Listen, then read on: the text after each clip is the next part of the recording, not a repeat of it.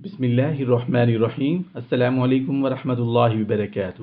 حیض والی عورت کے پکے ہوئے کھانے کا بیان۔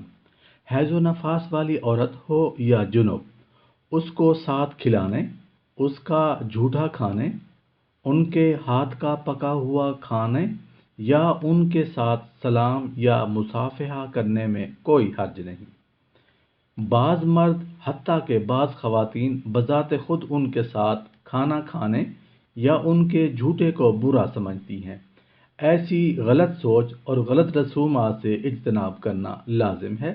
مختلف احادیث کے مطابق جن کا مفہوم یہ ہے کہ جب اماں عائشہ صدیقہ رضی اللہ عنہا کو جب ایسے ایام کا سامنا ہوتا تو رسول اللہ صلی اللہ علیہ وآلہ وسلم اسی گلاس سے اسی جگہ سے پانی پیتے جہاں سے اماں عائشہ صدیقہ رضی اللہ عنہا نے پانی پیا ہوتا۔